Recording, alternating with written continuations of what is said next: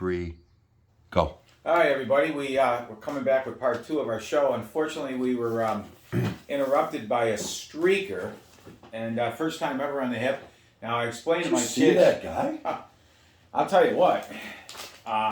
He reminded me of my second cousin Cletus. But, I was explaining to the guys. That was hung like a donkey. Oh, I was explaining to the guys the streaker, because people were asking the other day. My boy said, "Dad, was there ever a streaker at a Bandits game or a Bison game?" And I said, "No," but we were talking about different streakers and stuff. A streaker is somebody that's got a method to his madness. It's a protest, if you will. Someone just standing there naked, like I saw as security, they're just nuts.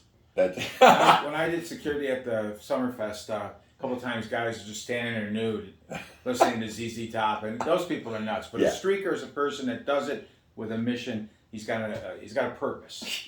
Anyways, we ended off somewhere around the guys we think that might get picked at 9. At 9, we the one we were talking about, you were thinking maybe even Frank Nazar, U.S. Development Center, that for 9. I had him closer to 16, but that doesn't matter. Right. So let's talk a little bit about potentials for 16. Right. Quickly, there's a couple of Russian guys. There's a problem with the Russian players. We all know, especially now with the war going on and stuff. Getting them out and their military commitment, there's 30-some thousand less Russian soldiers than there was a year ago. Is that Ukrainians coming? Yeah, and the star of the Minnesota Wild might not be able to get out of the country because of his military commitment. Correct. But there's a couple of Russians. One was a highly rated young man that's got Hodgkin's lymphoma. Yeah. Ivan Miroshnikov. Him, and then there's another guy that's dropped from the top 10.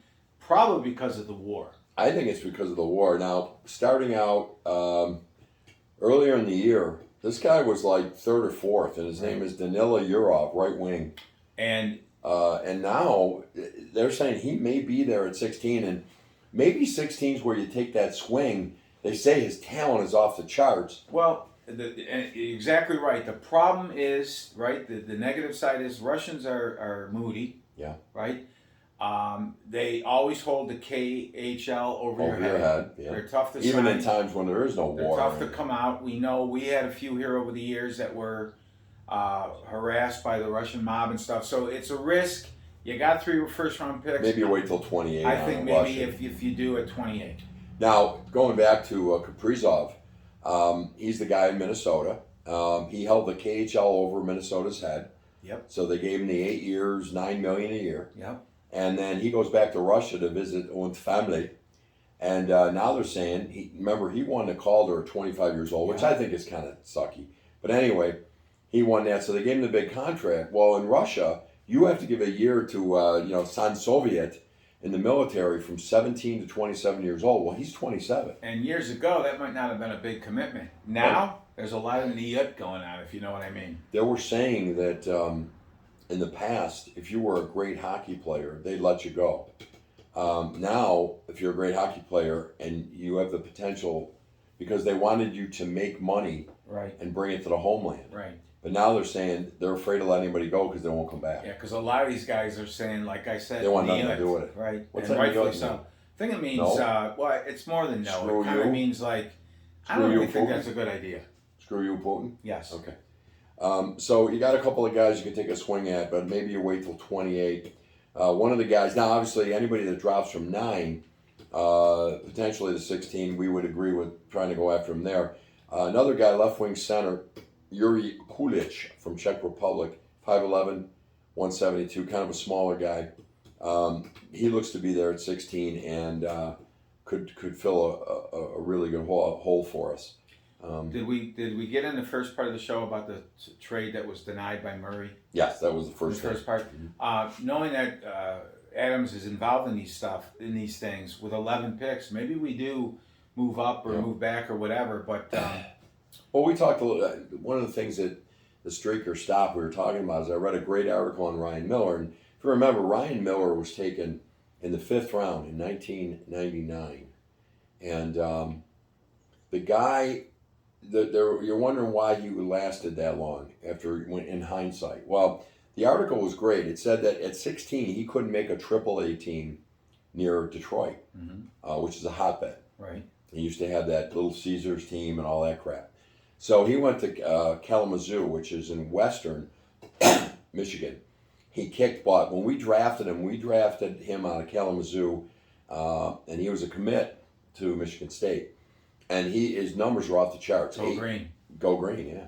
So he was he had a 9.34 save percentage. He had 8 shutouts. Apparently, the scouts felt that he played in substandard competition. And Ryan Miller went on. There were 16 guys drafted before him, and 2 of them played more than 100 games. Ryan Miller. The funny thing about Miller in this article it said is that take a Thurman Thomas who waited till the 2nd round, and he said, "I got a chip on my shoulder. I'm going to show everybody." Ryan Miller didn't do that. Ryan Miller just said, "Look, I knew I was good. I had to keep honing my skills. I love that I could play 171 games in the AHL because they weren't rushing me because of salary cap." Even with the mental abuse he took from Lindy. Oh, I know. God, that guy. Brings him up and starts him against the Stanley Cup champs. Yeah. What a moron. He got riddled. So anyway, some good stuff there. I guess what we're trying to say is that goalies are going to take you 5-6 years anyway. Take a goalie every year. I totally agree. Take one every year. My God, you hear the old Canadian guys say, you know what, they're a goaler. No, you know what they say too? It's hockey neck to neck. Yeah, they do say that. It's a great song. A goaler. And, well, all these teams right now need goalers. And so take one every year, especially with 11 picks. Absolutely. Take a goalie. Add one to the stock. And the thing that, like, Kevin Adams has said it, Bean and those guys say it, you've repeated it too from what you read and stuff. You don't know what's inside these guys. How hard are they going to work after you get them into your system? Sometimes players level off and don't become anything because maybe the fire's gone or whatever, right? And so the Sabres, the Bean, and a lot of the teams too, they look for that guy with the inner fire. Ryan Miller had the inner fire. He was going to make himself better. Look at Josh Allen's talent, right? And Josh Allen never stops trying to work. No. Never. He wants to learn. He wants to keep honing his skills. That's why you get great. That's why Brady was great. Yeah. Some of these guys, you look at some of the guys, Russell, what's his name out there? Wilson? No, the number 1 overall pick for the Raiders.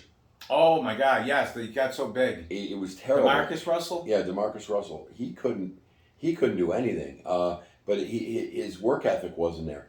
We're talking about this Lambert. He's a right wing from Finland, right? This Lambert was highly rated. Okay, suddenly he's starting to drop. Why? Great speed, great skill, off the charts, right? But inconsistent. And back to what we were saying. By the way, is that because he doesn't really love hockey? He loves the fact of making the NHL and making money? 2 or 3 years ago, listening to the Instigators, Reve and Peters, they were raving about Shane Wright, who was 15 then, maybe. Right. 16. He was supposedly just phenomenal. He was the generational, and guess what? He's not generational anymore. Well, no, and he's gone from a slam dunk number 1 to now they're not sure. Some I've seen him as low as 4. Right. Yeah. And why? His team didn't do well in the playoffs. Right. And there seems to be that word consistency again. Now, could be easily answered. Maybe the kid was hiding an injury. Right? You don't know. And like people say to us, well, Jack Quinn was a bust. He did nothing in the playoffs. Well, they mugged him. Yeah. Maybe those things happen. That's what the scouts will know, right? The scouts need to know that. But he did. Some of these guys had redone their boards, and he's dropped a bit. So. Well, it's funny because I think those conversations that you have, the scouts have with other players and officials of the team and the coaches, that's where you kind of feather out. Oh, look, he really doesn't show up much, and he's not really a workout guy. If we would have had real scouts and not video shit back in the pay one day at a time era, oh my God, we would have found out that one of our number 1 picks, and I'm not going to name names, had an issue at home with not a great family life, and his inner will wasn't there. Yep. And had someone been in that rink and said, hey, what do you think about so-and-so? You might want to stay clear of that. And that's why video scouting really didn't work. Exactly. It's okay to have it as one of 3 things. You've got the analytics, the video scouting, and then the face-to-face. That works. But we also had scouts all over this guy, and nobody found it peculiar that he was constantly dazed, couldn't sign his own name, had a hard time finding the podium when we drafted him number 1, and never played a day in the National Hockey League. National Hockey, and that was Kurakov, a concussed Russian. Sweet, adorable Jesus. Nice draft. When he got up, and we said it on last week's show, he was helped to the stage. I thought, wow, he's got hamstring issues, cramps. Honest to God, how did Darcy Regier pick that guy? Well, and you go into the NFL, how did we draft Rudy Nelson? What happened there? The Minnesota Twins? They were great, Tom. I'm sorry, you're wrong. Whew. You're wrong. Anyways. So anyway, good luck to the Sabres tonight. Another name to watch out for later in the draft, guys, Jimmy Snuggerud. Yeah. His dad played for the Sabres back with Mogilny and Dave Pierre Turgeon. Who, to be honest, Dave was kind of a utility guy. Hopefully his son Jimmy's a little bit better than that. He only played 2 years with us. Right, and I don't think much more, maybe not much more after that. But there's Yuri Likmiov. Yuri Meter? Yeah. Yuri Likmiov, they're saying this guy is great in the sack, but he doesn't have the consistency on the ice. Yona Come Lately is another player that's, they don't know if they can get him out of Germany, but he's another player you might want to watch later in the draft. Yeah. And the German defenseman Heinduk is another one that's a big physical kid. And Heinduk. Okay. And then there's any more? No. Anyways, that's it. You got to throw some laughter in. Take care, everybody. Sorry about the problem, but what are you going to do, right? Yeah, watch both of them. Shit happens. Watch them both. And best country in the damn world. Don't let these wokesters try to talk you out of it. That's right. And again, we said it in the beginning. Congratulations to Ryan and Tia on their engagement last night. Congratulations to Amanda and Zach. We're 2 days away from that wedding. And my buddy Bobby Crean. Bob Crean, yes. His daughter tomorrow night. I'd be at that wedding if I didn't have rehearsal dinner. So. Right. All right, guys. Right. Thanks for hanging with us. And always keep it in your necks. And watch for Jaime Bush, the Swedish star. Take care.